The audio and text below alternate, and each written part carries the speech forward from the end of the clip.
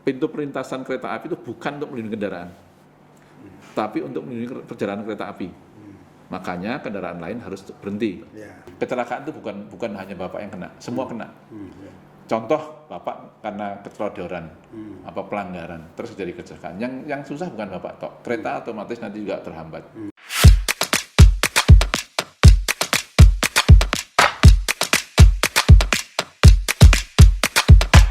Kembali bersama podcast Radar Banten. Kali ini kita akan berbincang tentang sesuatu yang penting dan tidak usah kita rahasiakan lagi siapa narasumber kita kali ini karena ada di thumbnail dan di judul, yaitu kita akan ngobrol dengan Kepala Dinas Perhubungan Provinsi Banten, Bapak Tri Nurtopo. Selamat pagi. Selamat pagi, dan juga beliau ditemani oleh Kepala Bidang Perhubungan Laut, Udara, dan Kereta Apian Dinas Perhubungan Provinsi Banten, Bapak Muhammad Amin. Pagi, Pak. Oke, Bapak-bapak, terima kasih pagi ini. Sebuah kehormatan untuk Radar Banten bisa berbincang-bincang dengan Bapak.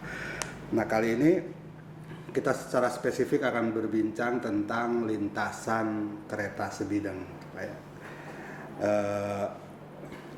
Kita sih sebetulnya pengen tahu juga apa sih lintasan kereta sebidang itu, bentuknya apakah silakan Bapak. Terima kasih teman-teman semuanya podcast dari Radar Banten. Satu, kami akan sampaikan bahwa di Banten ini ada 3 lintasan kereta api. Satu, Rangkas Bitung, Tanah Abang, Rangkas Bitung, Serang, Cilegon, Merak. Satu. Kemudian yang kedua ada Duri, Tangerang. Yang ketiga satu adalah yang angkutan bandara, yang intermoda. Itu yang dari Batu Ceper ke bandara. Di luar itu kami juga masih ada yang tidak aktif. Satu adalah Serang, Rangkas Bitung, Pandeglang, Labuan, itu tidak aktif. Kemudian satu lagi Saketi, Bayah. Ini ada 2. Banyak juga. Ya, ada 5.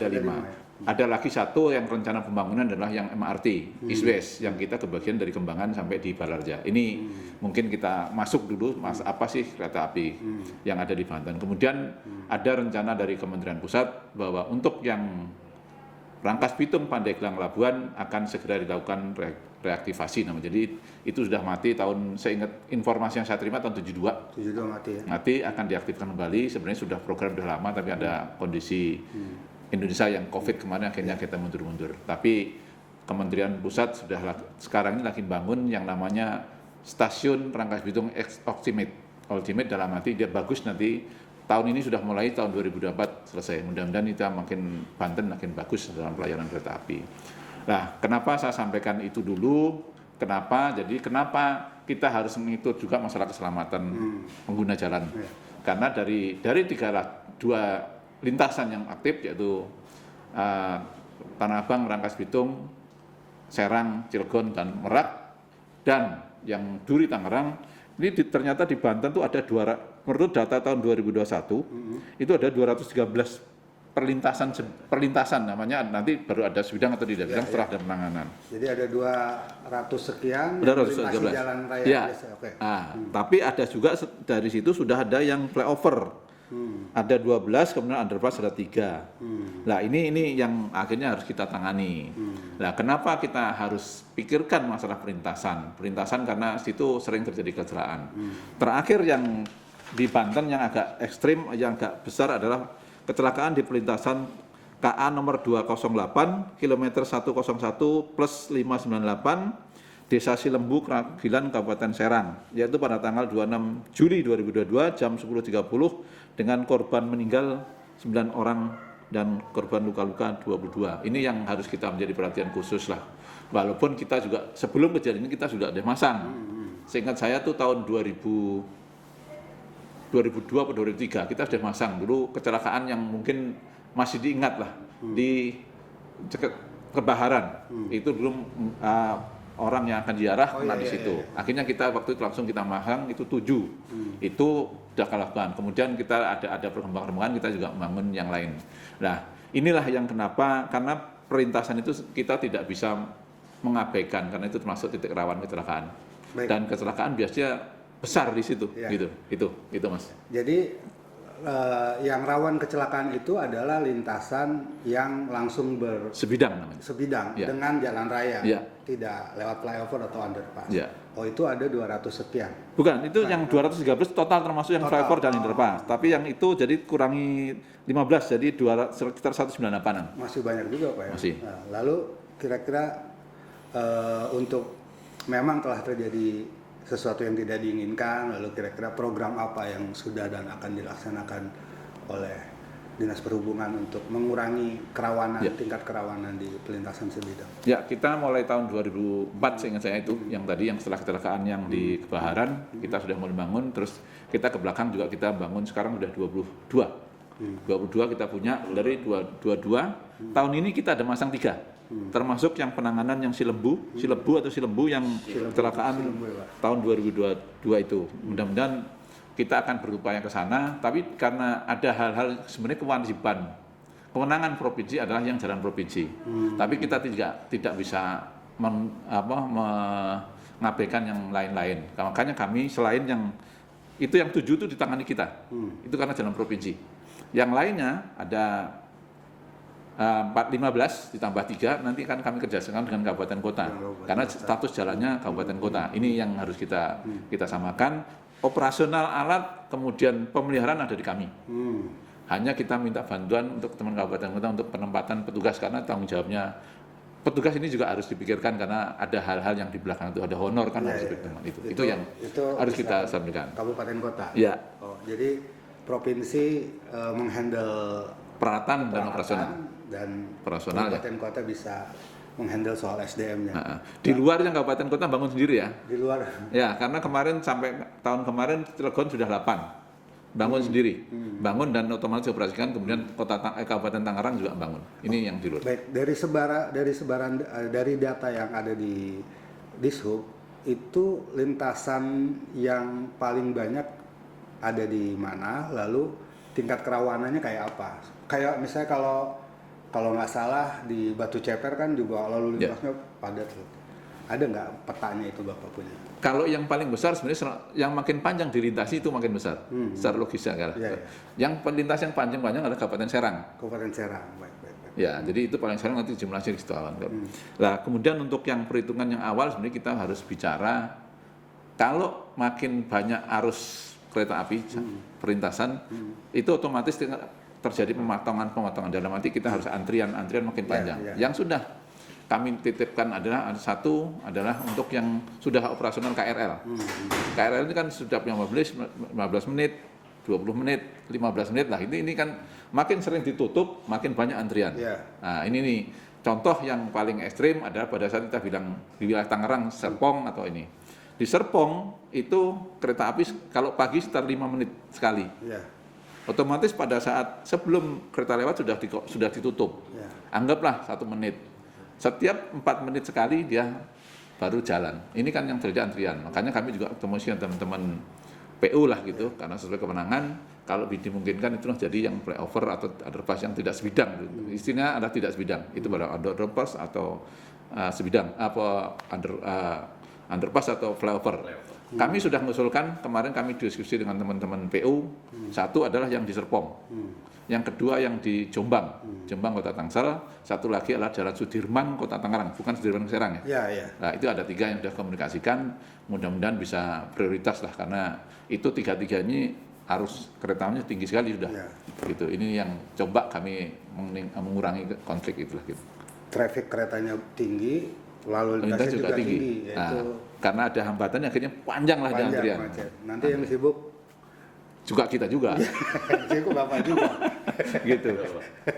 Ya, itu yang kami makanya kalau bisa yang itulah diberatkan dulu. Itu ada beda karakter nggak Pak antara lintasan sebidang di kota besar dengan yang populasi penduduknya sedikit, lalu bagaimana cara menghandle-nya satu persatu gitu kira-kira Bapak? Ya, kalau itu jelas berbeda. Karena kalau di kota saya bilang tadi yang udah Jabodetabek ada KRL, otomatis dia pergerakan kereta makin jalan. Nah, kemudian otomatis lalu lintasnya juga tinggi, itu makin berat. Kalau katakanlah di Serang, Serang ini kan kendaraan. Saya ingat berapa? 8 ya Pak Asep ya? 8 apa 16 sehari. Yang kereta di luar yang barang, anggap barang 6 jadi 14 sehari. Yang ke Serang, yang ke arah dari Rangkas Bitung ke sini. Itu sekitar itu. Lah, itu kan berbeda dengan yang Tangerang. Tangerang sekitar 5-10 menit. Bisa dihitung lah gitu. Polres Jatake sama yang Tangerang Tangsel lah. Ini kita sekali tutup ada yang 2 kali lagi. Nah, itu yang harus dipikirkan karena yang sudah double track itu dari Tanah Abang sampai Rangkas Bitung sudah double track. Kemudian yang Duri Tangerang juga sudah double track. Ini nih yang makanya Pak Amin ini suka Pak itu yang Jatake personilnya kurang kalau hanya berdua aja berempat itu ya. Kita coba kita hitung tambah tenaga gitu Pak. Mohon tambah tenaga. Gitu. Jadi itu. Ya. Karena kalau hanya berempat ini kan sistem kerjaan shift. Satu orang satu shift, satu plu orang ini. Nah, pada saat ada kejadian macet total ini kan agak ribet gitu. Itu makanya agak minta ditambah Pak. Ya, ayo kita bicarakan semuanya. Gitu. Ya, memang lalu sebetulnya yang ideal gitu Pak, kalau membangun yang idealnya sebetulnya harapan di Sub soal lintasan sebidang ini apa? Misalnya program apa kira-kira yang bisa memungkinkan semua pengendara bisa nyaman lewat dan segala macam. Yang jelas kalau aturannya sedapat mungkin tidak sebidang.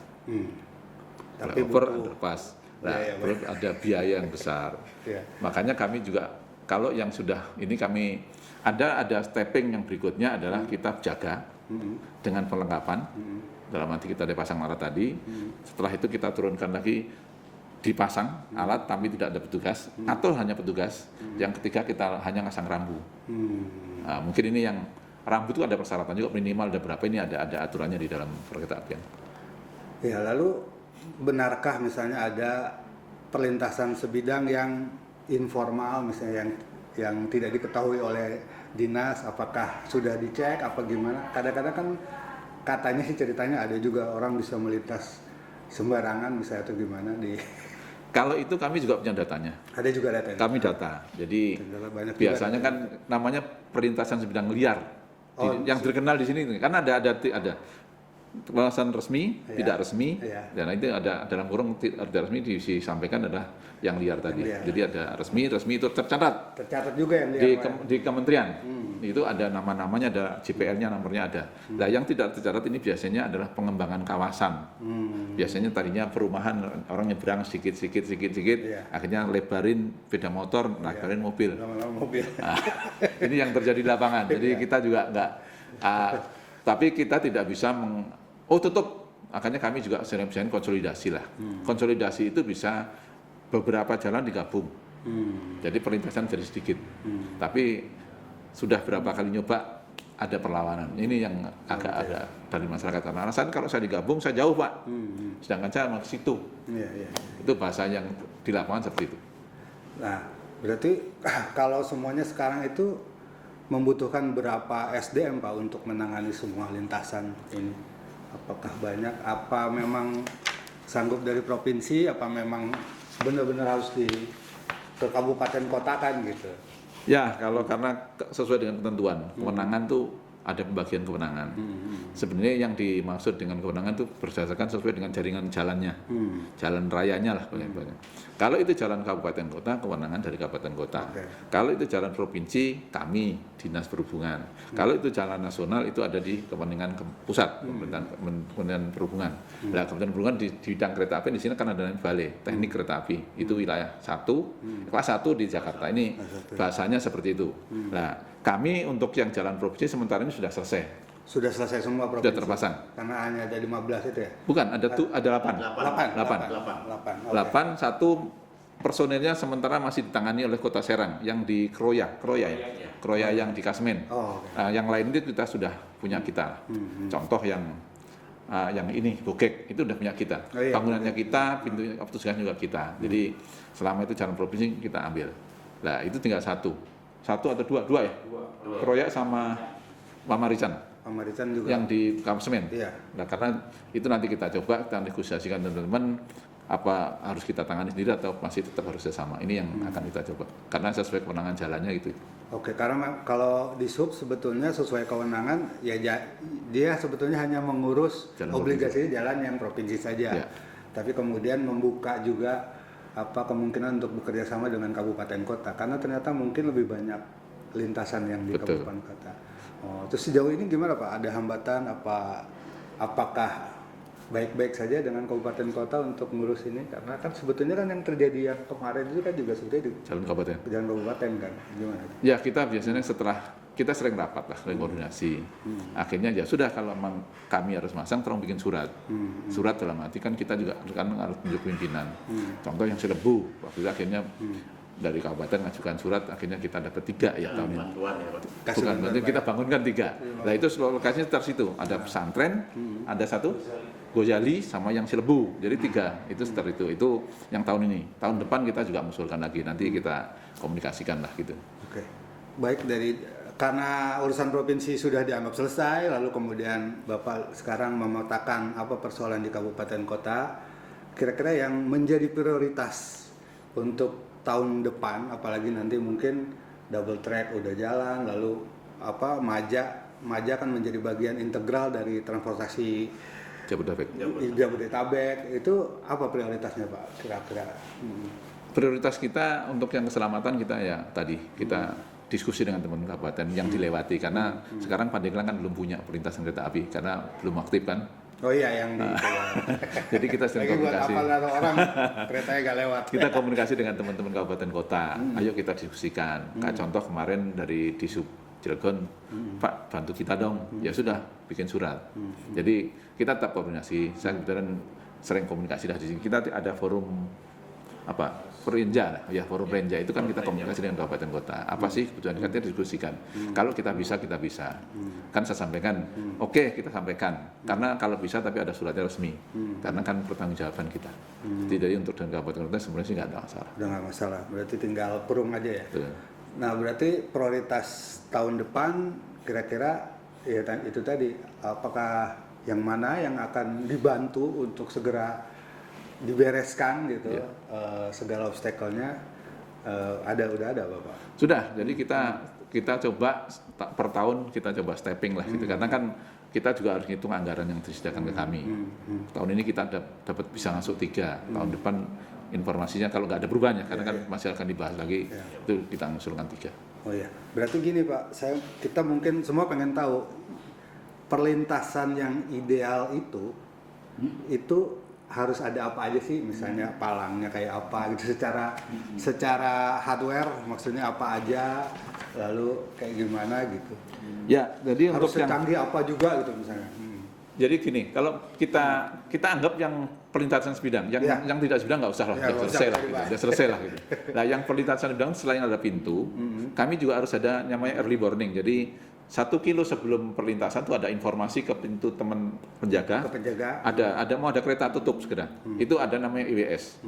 Itu bisa dengan sistem udara, bisa sistem injak dalam arti keinjak ini dia lintas lewat itu. Itu sudah kita coba beberapa lokasi karena kalau di luar kita juga fasilitasi alat komunikasi petugas dengan perlintasan sebelumnya. Ini kereta nomor sekian sudah jalan dari sini. Nanti kan dia harus siap-siap sekian waktu. Dia kan kereta itu sebenarnya kan nggak akan banyak berubah jamnya ya. Kecuali namanya KLB juga bisa ada informasi. Nah, kami juga sudah mencoba itu. Jadi selain itu yang punya provinsi kami pasang CCTV. Jadi kalau kita tidak berharap terjadi apa-apa. Kalau terjadi apa-apa kan kita bisa lihat. CCTV kami pasang yang 7 yang tadi kan tentang 7 kami pasang sudah CCTV. Jadi nanti sewaktu itu bisa dilihat. Oh ada di situ ada apa gitu. Pas terjadi apa kejadian itu ada apa kita bisa lihat. Jadi selain untuk ngontrol ya teman-teman yang kereta api yang nangani, kita juga ada daripada tiap kali cek aja ada apa dulu baru nanti ke lapangan, tak gitu kan. Gitu. Kalau alat komunikasi tentu, lalu yang menjaganya Pak itu harus punya spesifikasi kemampuan skill apa kira-kira? Penjaganya itu harusnya bersertifikat. Oh sudah harus bersertifikat. Tapi kami ada baru sebagian ya, dari sebagian yang sudah bersertifikat. Tapi terlatih kan? Ya, karena yang sudah bersertifikat kemudian jadi pegawai negeri. Pintu penjaga itu hampir masih 13 ya, 13 atau berapa itu sudah gini, sebagian kami tarik. Karena kan di lapangan dia lebih di kantor lah. Nah, itu lah yang orang sertifikat ada yang di sini. Nah, makanya koordinator lapangan jadi korlap akhirnya kan gitu. Lah, kami ada permasalahan pada saat untuk yang sertifikat ini. Kami negosiasi dengan teman-teman perhubungan yang mengeluarkan sertifikat. Boleh nggak dilaksanakan di Banten? Jadi teman-teman tugas ini nggak harus meninggalkan tempat. Ya, Katakanlah sehari gantian, nanti besok sehari gitu. Itu kami coba itu sampai sekarang belum ada jawaban ya, belum ada jawaban. Tapi dari pusat karena yang mengeluarkan sertifikat dari kementerian. mengeluarkan kementerian. Nah, bukan dari. Kalau Diklat mungkin kita bisa kerjasama dengan Diklat. Tapi untuk yang berhak mengeluarkan sertifikat itu kan bukan kita. Itu. Orang itu dilatih apa aja Pak? Begadang tentu ya karena Oh jelas. harus kuat begadang syaratnya misalnya. Ya. Apa sih yang harus dia tahu memitigasi apa nanti kan kayak gitu? Ya, satu adalah dia kalau jam begadang sesuai dengan jamnya. Ya.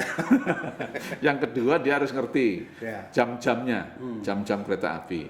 Apa yang harus dilakukan pada saat ada kereta.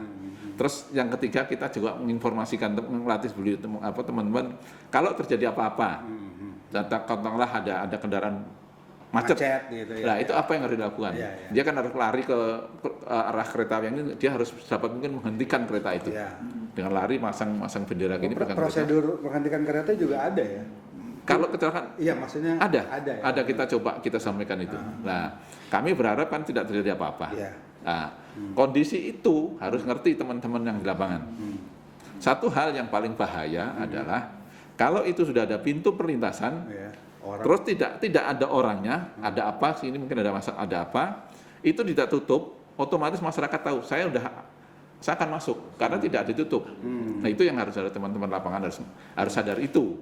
Beda dengan kalau yang tidak ada perlintasan, dia akan minimal tengok kiri, tengok kanan aman baru masuk. Kalau ada pintu tidak ditutup, ya berarti aman. Ya? Padahal karena ada permasalahan penjaganya. Ini yang harus kita atau apakah pintunya rusak atau ada ini kan itu yang saya ingin titik beratkan sama teman-teman lapangan. Oke, berarti memang mulia sekali ya petugas penjaga kereta itu, penjaga pintu kereta itu. Tapi juga kadang-kadang juga mereka agak-agak tidak berdaya karena memang kok perilaku pengemudinya ya kadang-kadang nerobos itu harus jadi bagian dari sertifikasi juga kayaknya Pak, menyetop pengemudi untuk melintas tadi. Ya, makanya tadi karena yang ruas tadi yang Pak Amin sampaikan yang di Tangerang itu makanya ditambah personel. Jadi satu ngurusin pintunya, satu ngurusin lalu lintasnya lah gitu. Jadi tempatnya Pak, tempat lintasannya. Karena kan dia harus nutup, dia juga harus lalu lintas harus diamankan. Kan mohon maaf biasa tadi ada yang bablas saja. Iya, kadang-kadang kan ada aja ya yang gitu. Banyak Pak. Yang kalau kasus kita bukan bicara kasus perlintasan sekarang yang paling sulit untuk ditangani itu Bapak punya nggak yang paling sulit misalnya karena 2 jalur seperti di apa kalau nggak salah di Batu Ceper itu ya, yang itu kan sebetulnya jalannya terlalu besar lalu lintasnya agak chaos, ada pasar, ada perlintasan double track, ada 2 jalur gitu. Kira-kira ada banyak lagi nggak hal yang harus menjadi banyak. Jadi contoh-contoh yang tadi yang di Serpong. Serpong itu stasiun besar. Pasar seberangnya. Itu arusnya tinggi. Itu contoh-contoh. Makanya kami diskusi dengan teman-teman PU lah. Tolonglah yang diruruskan yang ini karena hal-hal yang riskan adalah pada saat stuck terkunci ini kan paling bahaya. Itu yang sana nggak bisa masuk, sini nggak masuk, itu paling bahaya. Itu sedangkan kereta api kan kita bisa ngerem tapi kan tidak bisa mendadak. Itu yang harus kita nih. Kemudian yang kedua Jalan Sudirman, Jalan Sudirman Tangerang. Oh iya itu yang. Nah itu juga termasuk tinggi kan. Nah kita juga minta tolonglah di ini karena kan kami bukan bidang tapi secara kami diskusikan dengan teman-teman PU di UPR. Gitu. Oke. Kira-kira ke depannya nih Bapak sebagai Kepala Dishub dan semua jajaran di sini kira-kira targetnya berapa lama sehingga kemudian semuanya ya nggak ideal tapi 90% semua lintasan udah beres lah secara hardware, secara SDM dan segala macam kira-kira udah ada nggak Pak? Kita harus konsolidasi juga. Konsolidasi karena memang bukan kewenangan kita penuh. Oh, karena ada beda Ada kabupaten kota itu, kita konsolidasi. Kemudian yang kedua, ada upaya-upaya Jakarta atau dengan menutup jalan yang tidak resmi. Dengan mengkonsolidasikan dalam arti digabung dengan perintasan sebelumnya atau sedang. Itu dilakukan. Kita kalau 213 katakanlah di fasilitas semua juga terlalu berat. Ya, karena satu Kirain Banten banyak uang, Pak. Oh, satu pintu itu 4 orang minimal. Satu pintu 4 orang ya? Petugas. Yang ideal itu ya? Ya, harus 4 harus orang. minimal 4. Minimal boleh lebih. Ah, Lah, katakanlah gajinya 1 bulan 2 juta ya? 2 juta. Kalikan 4. ya udah 8 juta ya. Itu baru 1 bulan. Iya. Setahun? Ya. Nah. itu yang sekolahnya IPS jadi kurang hitung. saya kalau ngitung duit pintar. jadi kita harus berhitung itu. Jadi jangan juga kita SDM kita habis untuk urusan yang itu. Kita coba dengan kalau flyover kan nggak perlu apa-apa. Itu hal-hal yang harus kita siapkan. Lalu apakah pihak Dishub juga mengikut sertakan kesadaran masyarakat untuk menjaga perlintasan? Apa ada program-program seperti itu juga misalnya? Ya, kita selain dengan masyarakat sekitar, kita juga kita sosialisasikan, kita diskusikan, kita sampaikan, tolonglah kita sama-sama. Dan kan ada dulu, mungkin dulu tahun berapa yang ibu-ibu yang di Bulog, Ya. itu yang karena intent tadi, beliau sampai mau jadi petugas. Itu kan termasuk hebat lah. Kesadaran Masyarakat karena itu. Kemudian kita juga kita mencoba dengan kemarin kan kami lagi melakukan dengan teman-teman driver truk dan bus ya. Itu kami lakukan sosialisasi, sampaikan itu aturannya gini. Tolonglah sama-sama menjaga.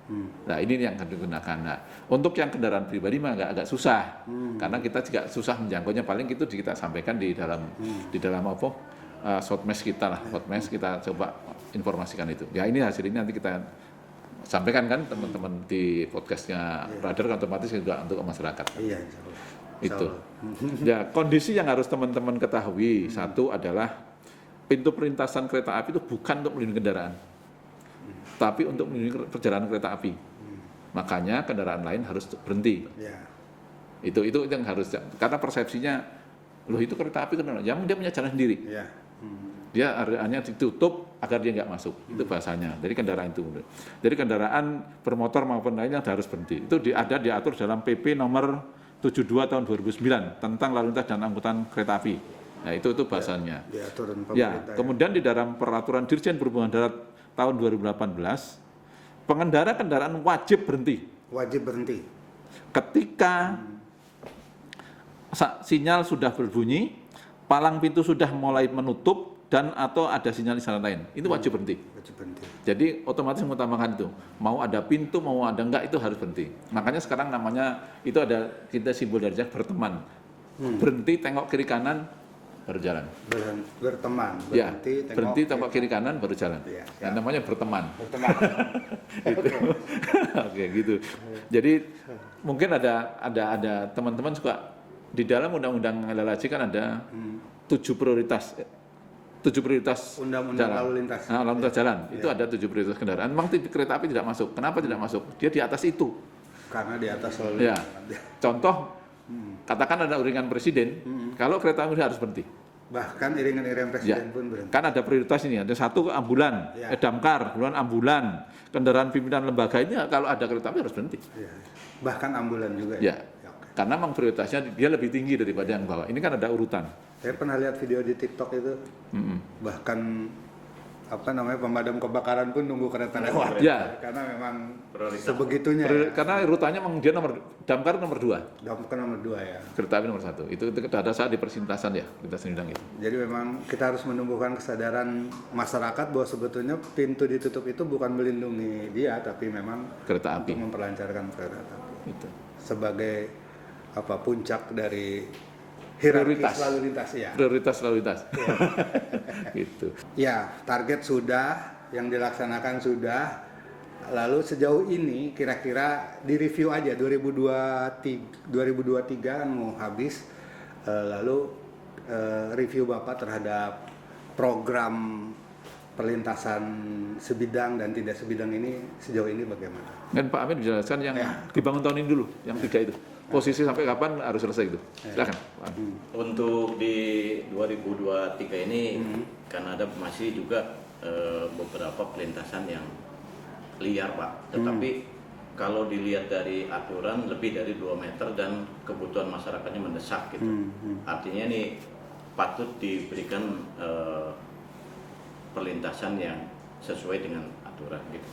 Nah ini yang 3 ini alhamdulillah sudah dilaksanakan, Pak, yang di Kabupaten Serang gitu, termasuk yang kejadian yang disampaikan oleh Bapak tadi di Selbu itu akhir November ini sudah selesai semua gitu. Semuanya Ya karena memang keterbatasan pembiayaan, ya kami baru 3 dulu di 2023 ini. Hanya kalau boleh usul kami sampaikan, Pak, secara kewenangan memang di PM 94 2018 ini kan hierarkis kewenangan dari pemerintah pusat dalam ini kementerian, perhubungan, kemudian provinsi dan kabupaten kota. Dalam hal kondisi sebidang ini selalu kelihatan tumpukan batu ya, Pak, aspal yang nggak menentu gitu. Nah, ini karena memang setiap ruas jalan itu tidak tiap tahun dilaksanakan perbaikan, Pak. Memungkinkan di tahun berikutnya di ruas yang tidak ada itu gitu. Begitu juga kabupaten kota gitu. Sehingga ini kami ingin atau kami berharap apapun oleh pemerintah pusat dalam hal ini Kementerian Perhubungan, apakah itu nantinya dipakai cetak beton yang pasang kemudian aman untuk dilalui gitu, Pak, atau misalnya bisa dicetak baja kemudian dikasih kembang untuk jalannya, atau dilapis dengan karet misalnya di setiap perlintasan gitu, Pak. Jadi pemeliharaan jalan itu murni adalah dari batas luar dan batas masuk itu sudah selesai gitu, Pak.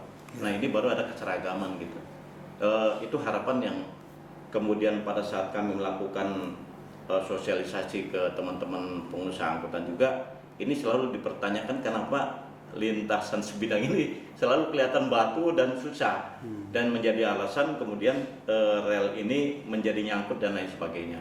Nah ini mudah-mudahan oleh pemerintah pusat dipikirkan berapa ruas nanti digunakan ini bisa tinggal knockdown, Pak, pasang, bongkar, pasang.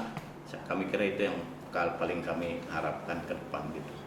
Jadi secara teknis pun masih ada persoalan yang harus terus improve lah ini. Ya, di-approve lah. Memang secara teknis juga perlintasan itu agak merepotkan, sepeda susah lewat juga.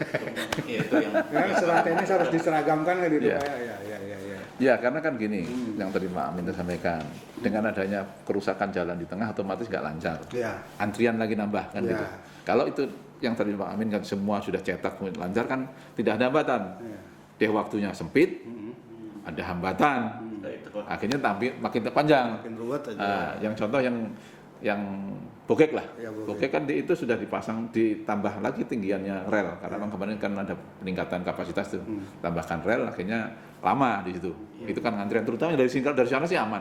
Yang dari sini yang mau. Tapi memang di Indonesia itu belum ada, Pak, bantalan cetakan beton yang kemudian bisa menopang alur rel kereta ini belum ada keseragaman gitu. Jadi patut kiranya tinggal kami sesuai dengan kewenangan ini perbaikan jalannya saja, Pak, aspalnya atau cor beton untuk jalan gitu. Nanti dari bantalan ini bisa menyesuaikan ketinggiannya. Kami kira pemerintah pusat pasti mampu. Nanti kita tag Kemenhub di video ini. Betul. Ya, sebetulnya menarik, tapi ya waktu juga yang membatasi kita, Bapak. Apa Bapak perlu ada yang kembali disampaikan atau kita sekarang closing statement saja? Kira-kira. Jadi untuk pengguna jalan, khususnya di perlintasan sebidang, baik di pintu yang ada pintu maupun tidak, ketentuannya adalah Anda wajib berhenti. Jadi Bakti berhenti, kalau tidak ada perintah, tidak ada pintunya, sesuai yang tadi saya sampaikan, berteman, berhenti, tengok kiri kanan, baru jalan, itu berteman. Kalau yang ada perlintasan, kalau sudah mulai ditutup, tolong berhenti sebelum pintu daripada kena. Jangan menggunakan kesempatan dia masih bisa motong ke kanan. Ini kami sering di lapangan, kami tidak mungkin lah untuk yang meninggalkan itu, tapi kami berharap ada kesadaran masing-masing. Kecelakaan itu bukan hanya bapak yang kena, semua kena. Contoh bapak karena keterodoran, pelanggaran, terus jadi kecelakaan. Yang susah bukan bapak tok, kereta otomatis nanti juga terhambat. Berkasnya harus ada pembersihan, makin panjang. Ini jadi kami berharap untuk teman-teman pengguna jalan raya ya. Kalau kereta api kita nggak bisa karena di aturannya sudah seperti itu. Jadi tolong ikutin aturan. Yaitu tadi berhenti. Kalau memang tidak ada pintasan, tengok kiri kanan, baru jalan. Berteman, bahasanya. Kalau yang ada pintu, kalau sudah ditutup, tolong berhenti di belakang pintu. Wajib berhenti. Nah, wajib berhenti di belakang pintu. Jadi jangan sampai nanti kepukul lah segala kan itu. Jadi itu. Jadi kita kesadaran masing-masing. Mudah-mudahan kita meningkatkan keselamatan gitu. Gitu. Terima kasih. Pak Amin, ada pendapat cukup? Ada. Kami kira itu aja Pak. Knockdown karena, itu sistem knockdown. Karena usulan ini nampaknya kalau kita lihat di se-Indonesia ini belum ada keseragaman Pak. Jadi kecuali pemerintah pusat yang bisa melakukan ini Pak gitu. Apakah itu bantalan beton atau bantalan baja yang sudah disesuaikan. Terima kasih. Ya, mantap. Demikian, terima kasih obrolan menarik kita hari ini. Semoga bermanfaat. Dan kepada teman-teman dari podcast Radar Banten, jangan lupa untuk like, subscribe, and comment di video ini. Dan kita akan bertemu lagi dengan orang-orang menarik lainnya, dengan bahasan menarik lainnya. Dan sampai jumpa. Terima kasih. Assalamualaikum warahmatullahi wabarakatuh. Waalaikumsalam warahmatullahi wabarakatuh.